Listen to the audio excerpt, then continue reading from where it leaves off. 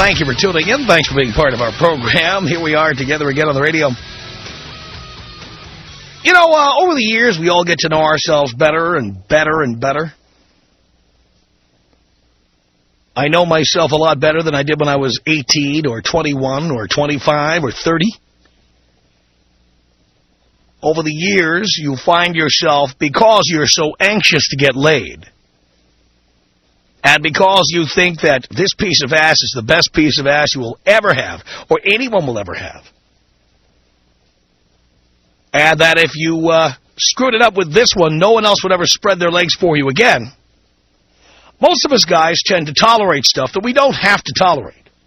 And in fact, stuff that in reality is eating us up inside, eats at our relationships, and ultimately ruins them somewhere down the line when it's too late. Too late because we've had kids with these people. Well, not me, but, you know, most of you guys. Had kids with these people. Or you've been with them so long, you got to hand them a big truckload of cash just to go away. You find it out the hard way.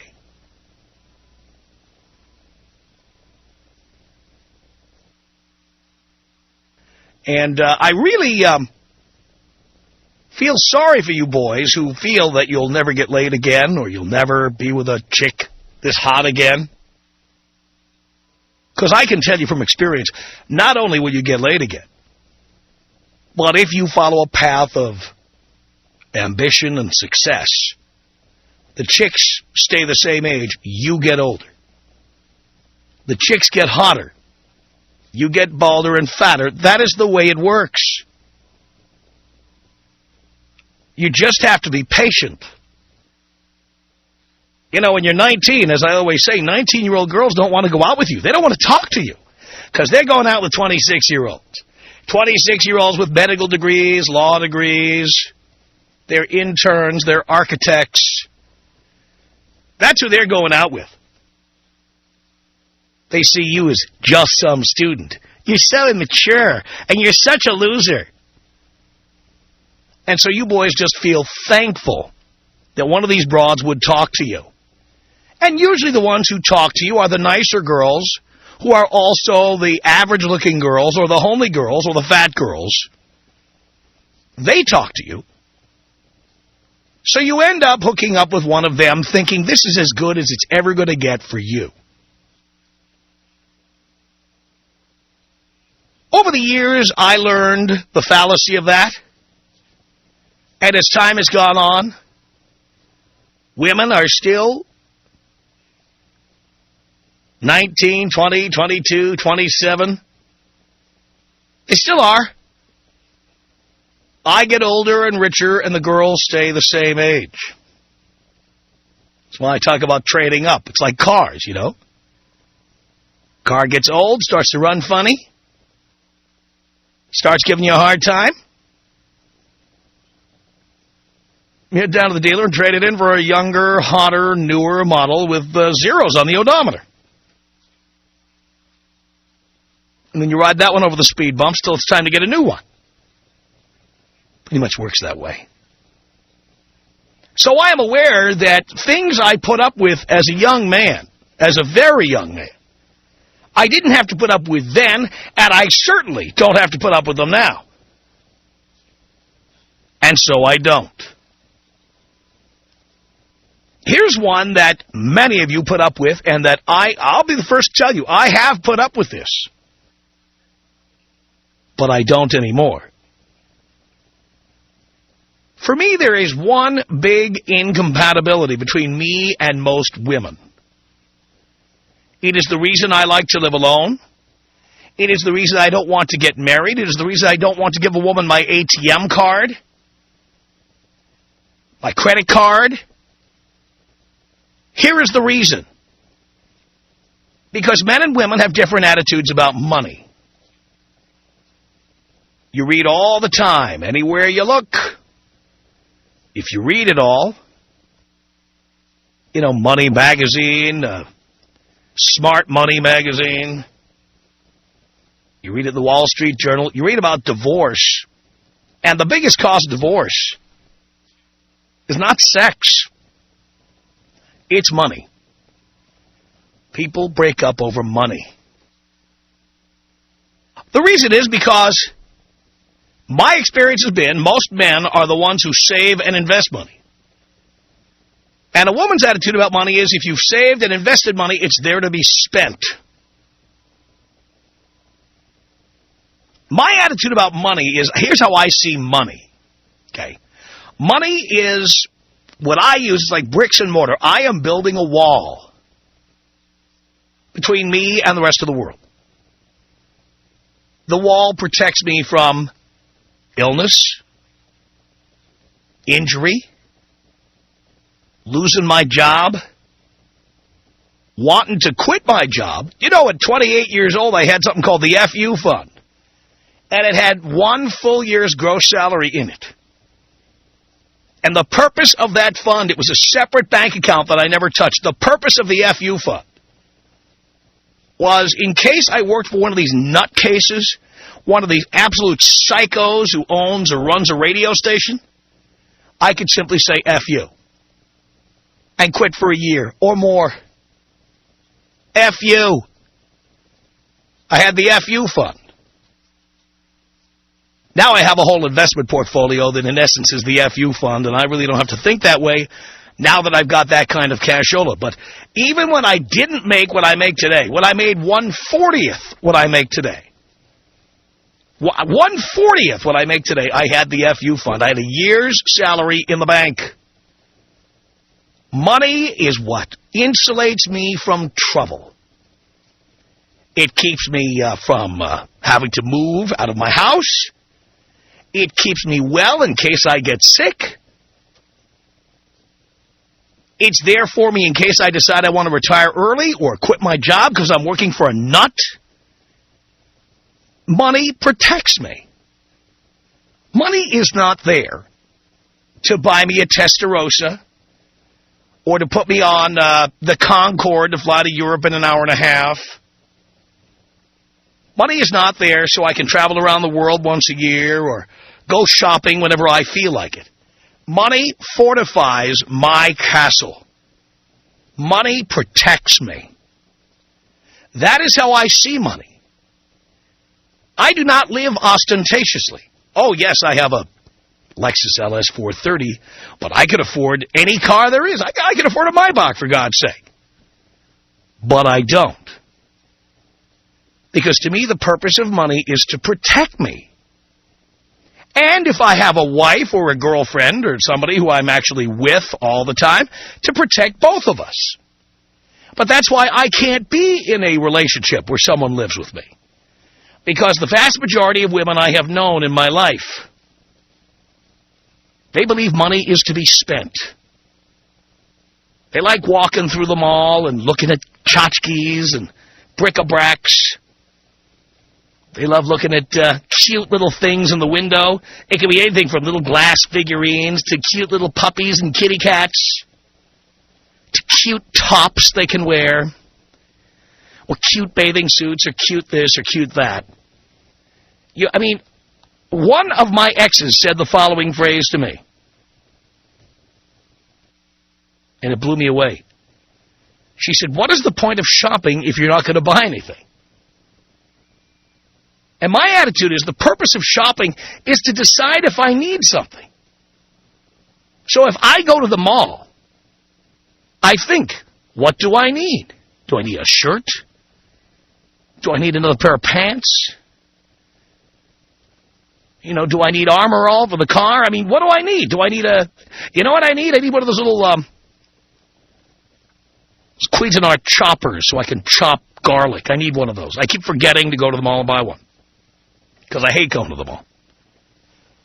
So to me, I will go to the mall, look in the windows, and see if there's something I need.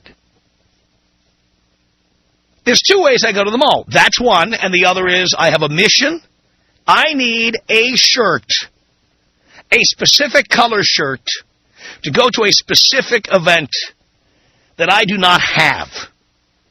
And I know where I'm going to go to get it, and I drive to that store, and I walk in, and I go directly to shirts, and I go through the rack until I find one that's likely to fit, and is the right color.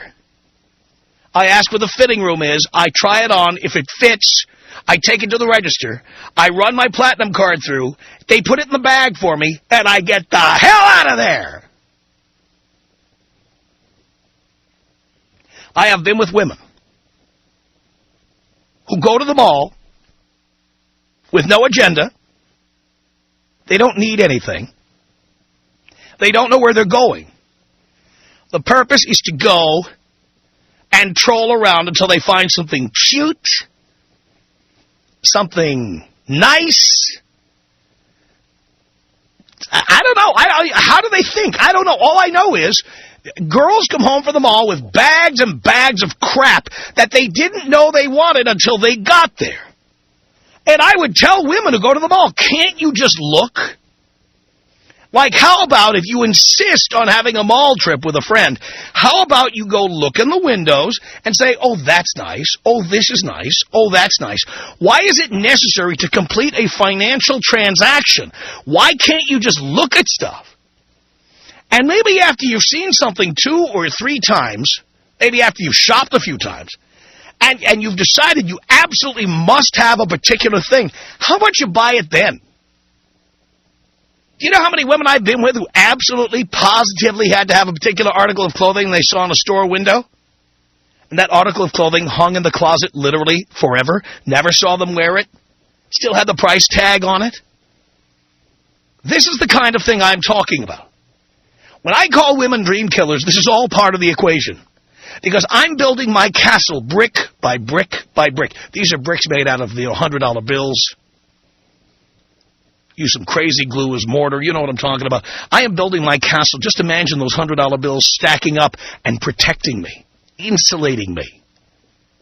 And women come by with an axe and start chopping at my castle, and they want to spend the money, thereby taking bricks out of my castle and making me less protected against the rest of the world.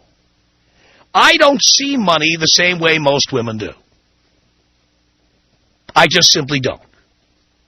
The result is, I believe, girls, if you want to spend money the way you want, and you don't want me controlling how you spend it, here's how you do it. Have your own job, your own money, your own apartment. When you want to buy cute things at the store, go. Have a great day. Girls' day out at the mall. Go, buy, look, do, whatever you want. Buy a $7 cup of coffee at the Starbucks at the mall. Fine. Spend yourself broke, and as long as you're paying the freight, I don't care. I'm building my castle. Do not interfere in the construction of my castle. To me, it is the essential difference between men and women, is that men plan. It's a man's job. We are taught. Work. Strive. Get promoted. Get degrees. Work your way to the top. Make money.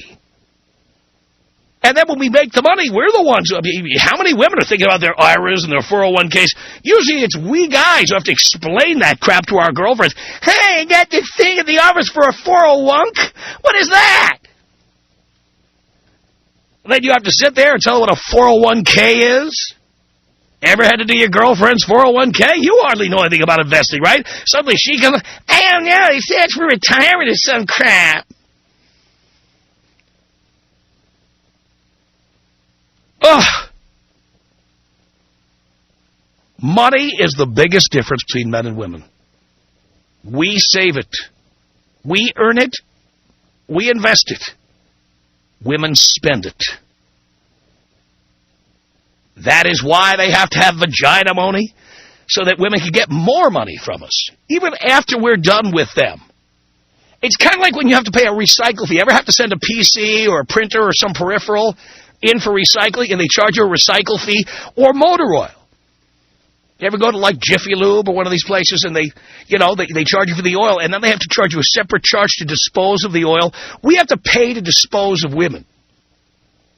But instead of calling it a recycling fee, they call it alimony or spousal support. We have to pay to put them back in the recycle bin until the next sucker picks them out of the recycle bin. So my point is, if there were a Granada TV rental for women, do they still have Granada TV rental? I don't know. Rent-A-Center, whatever. If there was a place, rather than buying a woman, if you just rent her for the day, and I don't mean paying to rent her, I mean she has her own place to live, and I see her when I want to, and not when I don't.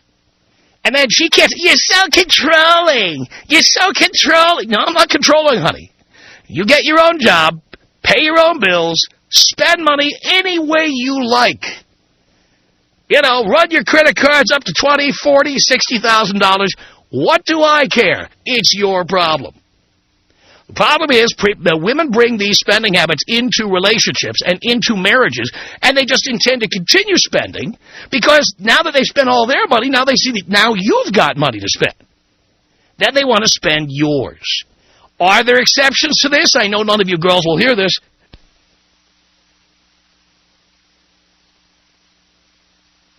Here? I don't know. I pressed the button and got some weird noise. I was going to press the reverb. Anyway. They have this whole thing jury-rigged in here. Anyway, girls, the idea is you go ahead and spend all the money you want. Live in your own apartment or your own house, your own condo, or live with your own roommate. Do what you like. But you're not coming into my domicile and spending my cash. Are you feeling me here? Tom Leykis. 1-800-5800-TOM. 1-800-5800-866. Tom, you're amazing. I love you. Do you know that? I so love you. You are my strength. You are my everything. It's the Tom Leykis Show.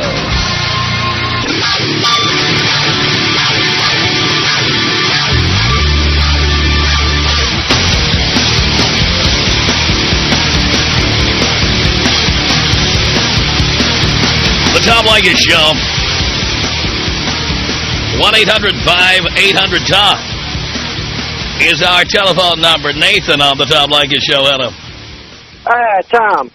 Nathan. A few years ago, I actually heard this phrase. Why do you feel you need to pay the bills? I want this pair of shoes. The bills will still be there, you know, next time you get paid. This is why we cannot get along. It's just ridiculous. Now, outrageous. Now, got it all lined out. 10% of everything goes into retirement. You know, I have... Did you leave her? That one, yeah. How did she react when you left her? It was just kind of a, you know, see ya. Did she demand vagina money or anything else? Oh, no. It was pretty much a clean break. I'm amazed. Usually the ones who like to spend want you to give them money after they're gone. Yeah, it actually worked out quite well, you know, and now virtually I have a miniature zoo at my house. I have money to play with, and I collect animals. Really? Yes. But you also have investments, savings. Oh, yes. 10% of everything goes into to retirement and savings. Yeah. By the way, you know how much I save? 25%. Really? 25%. And I recommend it to everybody, no matter how much money you make. 25% of everything. It is a goal. It means you can tell your boss, F you. Oh, I definitely keep enough on hand for the screw you fund. Yeah. But, yeah, just thought I would share that for your other listeners about how bad it can be. Yeah, why pay the bills when you can buy shoes? Unbelievable. Ridiculous. Nathan, thank you for that. It's 1-800-5800-TOM. That's our telephone number. It's Dustin on the Tom Leykis Show. Hello. Hey, what's going on, Tom? I love your money capsule analogy. It's true, isn't it? And the SU fund. Yeah. Yeah, and what do you think of these women that go out and spend money on you? I mean, on the mail, you know, and just rack up their credit cards, and then you start talking to them about it. You're like, you know, what's going on here? Oh, well, I thought this would look good on you, or this or that. You're like, okay, I really didn't need it. That's what women do when you cut back on their spending. Then they try to make it look like they can't stop shopping, so they want to do you a favor, they say, by buying stuff for you. Stuff you had no intention of buying. Right. Makes no sense at all to me because then they complain about it. What do you mean they what do they wait. What do they complain about? About not having money. Oh yeah. As soon as it's spent, they don't have it anymore, and then it's a problem for them. Yeah, well, no doubt about that. I mean, how do you work that out? I had one girlfriend that was like that. I had to deal with her. I don't let them have my money. That's what I do. You see, that they have to have their own money.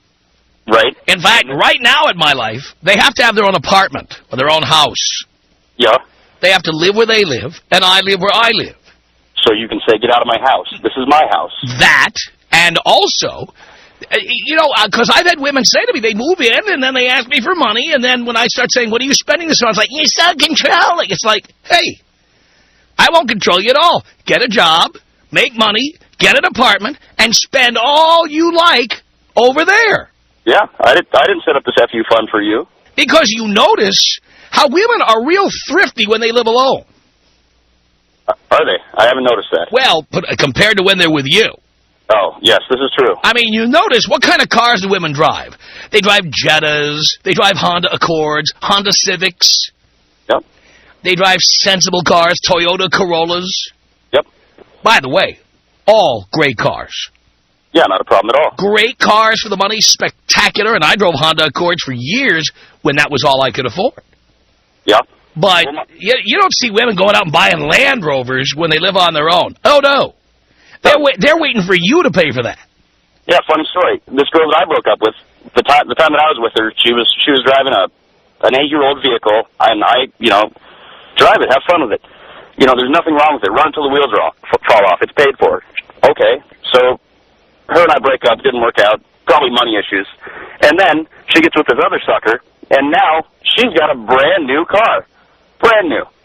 Right. Well, outside of any Starbucks on any school morning, you'll see all the soccer moms parked out there with their big Expeditions and their Land Rovers and their Hummer H2s and H3s and what have you. They're all parked out there. All these women have one thing in common, a guy to make the payments. Yep. Funny how that works. It really is. Thanks for the call. Tom Leykis. 1-800-5800-866. Tom Leykis. 1-800-5800-TOM. That's the gentle way of telling someone they've gotten fat. Oh, I'm worried about your health, honey. Baloney. You're worried about having to look at that person naked. The Tom Leykis Show.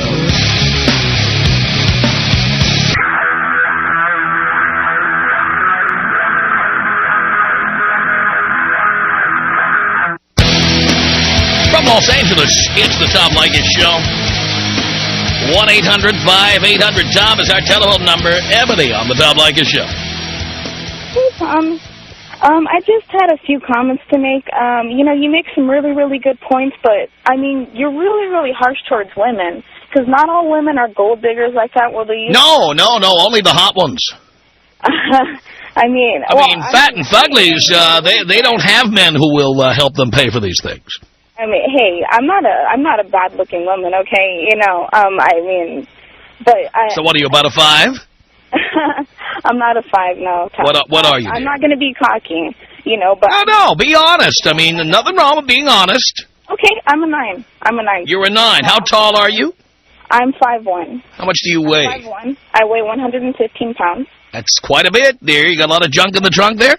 Oh, yeah. I'm African-American. What can I say? But I just wanted to, let the men know out there that not all women are like that. No one said all women are like that. I never said that.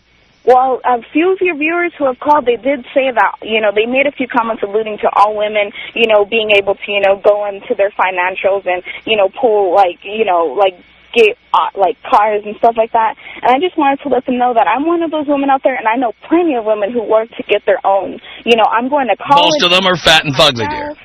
Huh? Most of them are fat and fugly. Well, most of what type of women? What are you talking about? The women who earn their own and don't expect men to pay for everything. Most of them. Not all of them, most of them. Huh? The women I know a pretty good amount of women who can take care of their own. They're pretty fine-looking ladies, but, a lot of the men out there, whether they can or not is not the question. It's whether they do. Well, a lot of women I know, they do. They only do it when they have to. Oh, well, men do when they have to. No. I live alone now. I'm not spending money like it's going out of style. I'm saving, I'm investing, I'm planning. And that's exactly what my mom told me to do, because I came from a single-parent home. My mom, she always told me, you need to go, you need to work, do for yourself, because if you don't, you're going to end up being in a relationship with a man, and if something happens to him, you're going to be luck.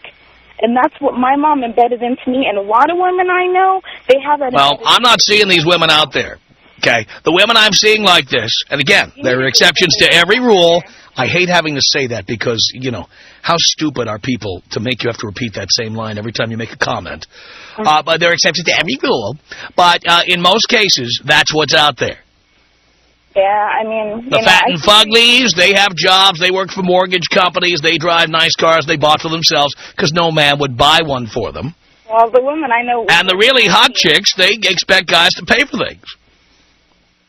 Well, I mean, I don't know. Like, I just have something to say to the ladies out there. You need to kick it up a notch because we can't have people thinking of us like this. Well, this is how men think.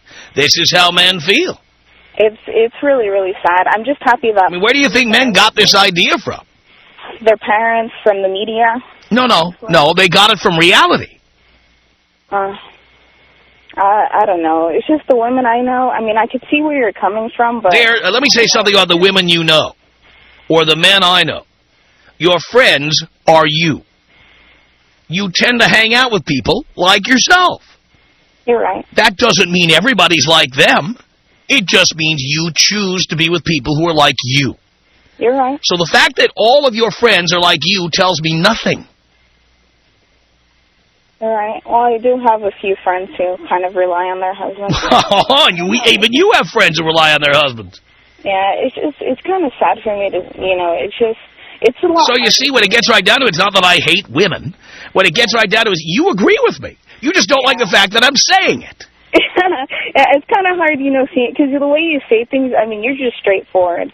You know, and you would prefer that men be roundabout and dishonest and sugarcoat things? No, I wouldn't, actually. Well, when I'm honest, why do I get such a hard time from people, even like you? I get a hard time, and I have to explain myself. Look, I'm straightforward all the time. It's just like, I just got offended at your viewers calling in. That's all. Like, I mean, because, like, they kind of, I don't know, it seems like some of them just take it like all women are going to be like that. All women are just going to jump. They're going to get pregnant, and then they're going to want an alimony check from me. And I'm all like, you know, I just felt like I just had to call in and let them know not all women are like that. A lot of us can take care of ourselves. No one said all women are like that. A few people I heard did. I mean, you didn't say it directly, but, you know. It may be all the women they know. Hang on a second here, Rachel. I'm sorry, Ebony. Rachel, and now you had an opinion here, and I have a feeling you don't have the same opinion as Ebony, do you? No, I don't. Tell her why. Well, I know, I don't know. I moved to L.A. recently, and I would say a good, like, 80% of the clip are the exact type of women that you're talking about. I know them, I see them, but it's supply and demand. You know what I mean? The reason why these chicks are out there is because dudes want these kind of women. They want the hot chick with the Louis Vuitton and, you know, and the dyed blonde hair and the fake nails and everything. I mean, I agree that... We don't care about Louis Vuitton, by the way, just for the record. No, but I'm just saying... I don't care if you carry your money in your bra strap. It doesn't matter to me.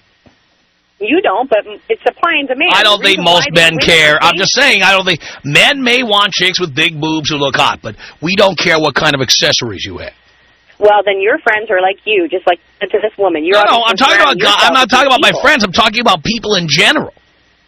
No, you're mistaken there. Guys want a girl that looks good. A woman that looks good doesn't have to have a Louis Vuitton bag. Well, then if they didn't want a woman who looks I know really hot chicks who carry knapsacks. I think it's great. I don't know, the chicks that you were talking about, the ugly chicks who work for the mortgage company that pay for their own thing, then they would have dates as guys. They're the ones with the Louis Vuitton bags. They're the ones with the Louis Vuitton bags and the $100 manicures and pedicures. They're the ones who spend all the money on their hair. So are the hot chicks, and makeup. No. You know what? Hot chicks don't spend as much. The fat and fugly. They're the ones with perfect nails all the time. They're the ones with the nicest accessories, trying to distract us from the fact that they're fat. Well, you check Jennifer Aniston's and people like that, their spa records and how much money is spent. Darling, we're not talking about superstars here, okay? They are beautiful all women. But we're not talking about superstars. We're talking about women you might be likely to run into in the street, okay? Who can be very hot or somewhat hot or fat and fugly or whatever. You know, sure, every celebrity has to be perfectly attired and perfectly accessorized. We're talking about people that you might meet. Well, like I said, 80% of the people I meet in L.A. are putting themselves out that way because they want to attract that man. And there is a huge demographic of that kind of man that that's wants fine. But the thing is, I don't care. That's fine if they want to spend money on that stuff. I don't want them spending my money on that stuff. And a lot of women don't. I don't know. I take care of my own, and honestly, it just frustrates me that so many women can't be that way. I mean, I don't know. Because they're not educated. There's a correlation between education and doing for yourself and going to school and taking care of yourself, and whereas opposed to these other women who sit on their duff and expect someone to take care of them and pay for this stuff. By the way, those who get an education are generally the fat and fugly. Well, I'm not fat and fugly. I didn't use the word all, dear. Again, women have selective hearing, and I would say all women have selective hearing. But the only time I use all is in that sentence. Well, you were telling your opinion. It's not my problem. It's your problem. Yeah. But the fact is, all they have to hear is sex. I mean, that's it. The fact is, I don't care how much money you spend, as long as you don't spend my money. I really don't care how much money you spend. I got my own money to spend. What do I need to go to any man? I don't need to go to a man. I make plenty of money. Many women want to do that, and I'll tell you what, many of them want to spend the money. They think they're entitled to it, and they think that's our job is to provide it.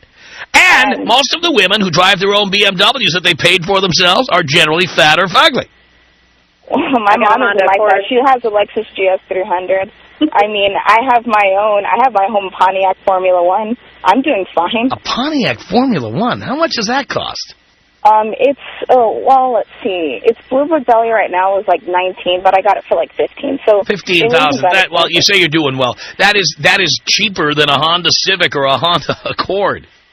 Well, you're an exception to the rule. I'm doing real well. Yeah, I got my Pontiac Formula 1. You know, most women who hook up with guys, they want to get a Land Rover, or they want to get some really sporty, expensive car, a Nissan Z or something like that. But these guys are out there wanting to buy it for them. Now, they're idiots, and that's what I try to tell them. Don't do it. Tom Leykis. 1-800-5800-TOM. I met this girl the other night, and she's really hot, but she comes up to me at the bar, and she goes, "Oh, I want to be friends first." You got friends, right? Did you ever think of placing a classified ad saying, "You know what I need? Some more pals"? I wanted to be friends with my penis. The Tom Leykis Show.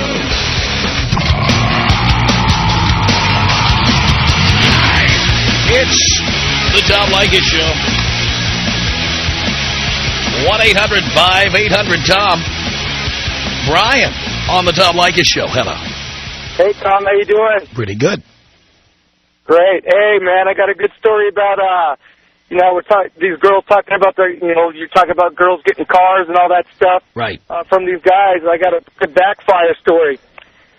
I got an acquaintance. You call her an acquaintance, not really a friend, but someone I know.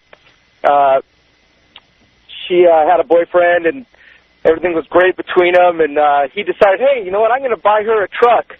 She had this big 2004 Chevy pickup truck, probably about $30,000. And then on top of that, he added a big giant lift kit on it, and so probably another $10,000 into the truck. And she was driving around with him for a couple months, and ended up not working out, and they ended up breaking up. But she kept the truck, and she had it for about 2 months. And the other night, he went over to her house. He had a key to it. He went over to her house, dumped all the stuff out of it onto her porch step, and took it back home. Repoed that sucker on her. All right. So they like to use your money like that, but it can backfire on them. What do you think I am, a whore? Yeah, you are a whore, dear. He was dumb to pay for it for her, but he was smart enough to keep it in his name. So hopefully he learned enough of a lesson to not do that again. I don't know, because while they're together, he was also buying her desert toys, quads and dirt bikes and stuff like that, and buying all that kind of crazy stuff for her. Oh, God. Jonathan on the Tom Leykis Show. Tom Leykis, thank you for taking my call. Sure. Hey, I was agreeing with you in something that you said earlier about how men just do not care about Louis Vuitton purses. For that matter, men don't care about material. They don't care about material possessions. Period. It's a disgusting trend. It's just getting worse and worse. Well, the amount of money most women carry around with them, what do they need a purse for anyway? I have no idea. They expect you to pay for everything. They expect everyone else to pay for something, and that's another trend. Yeah. But even the women that go out and buy the mockery type stuff, the fake Louis Vuitton or the fake Gucci glasses, I mean, those are the ones that are making the same statement. Just because they're buying something with a discounted price, guys are looking at that. And what women need to realize is that we're not into all that crap. It just makes us aware of the fact that you are high maintenance, and we hate that. The Tom Leykis Show.